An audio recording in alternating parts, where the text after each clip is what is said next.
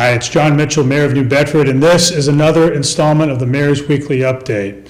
So I wanted to mention something that a lot of folks have been talking about, and that is a measure that I filed last week to abolish what's generally been referred to as the non-resident employee penalty. So so the City Council 2 years ago passed an ordinance that said we're not going to have a residency requirement anymore for non-union employees. Union employees their residency is governed by their collective bargaining agreements that are negotiated every 2 or 3 years.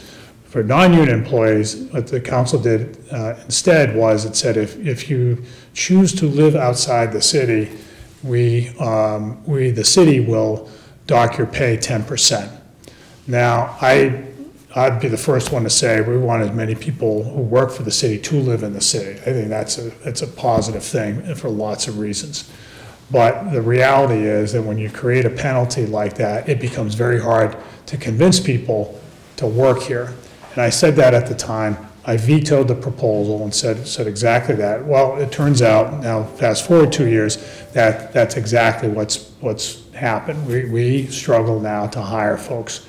In general, of the 1,300 plus non-school employees in the city, we have over 200 vacancies for those positions. That's a lot of vacancy, and not all of it is attributable to this non-resident penalty, but some of it is, and we've got to make sure that we are knocking down every barrier to attracting talent to the city. We can't deliver the services that our residents expect and deserve if we don't have the best people on the market doing that for them. So I've proposed that we abolish it. The City Council has said that, said at the time that they thought it was a good idea to encourage people to live in the city.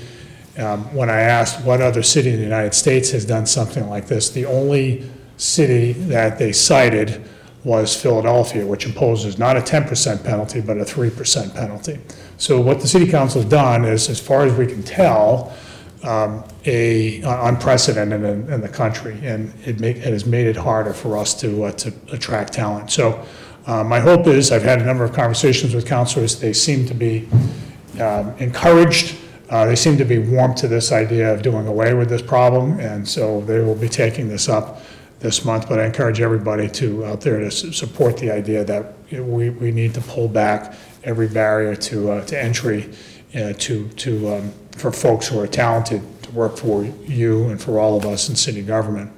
The second thing I just wanted to talk briefly about today is that we are seeking to establish 2 new historic districts in the city. So we know, of course, of the historic district, the historic Whaling Village, as it were, that is bounded by roughly Union Street to the south and Elm Street to the west, and then by more or less by JFK Route 18 all the way west to basically Purchase or Cushionet Avenue.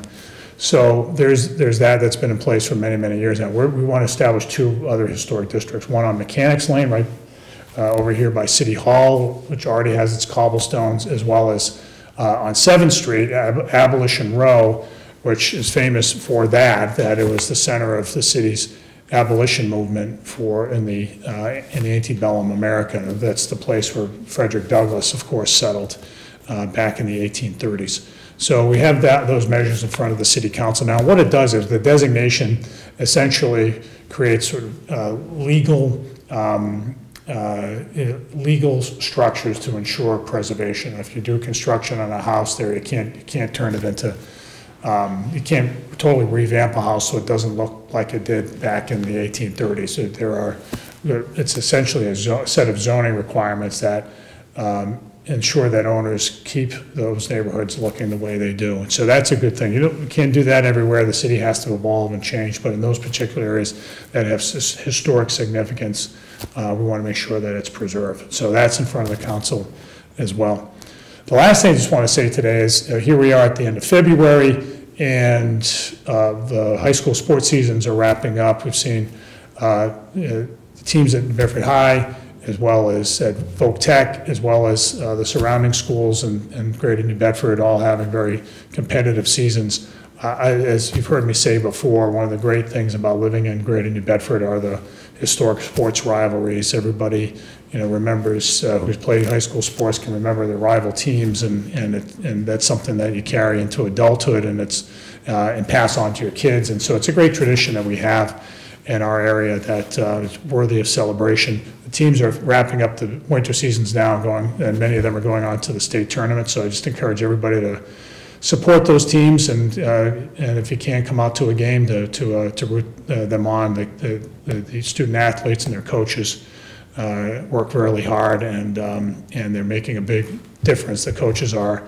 in the lives of our student athletes. So I just want to again congratulate those teams that are going on to the state tournament.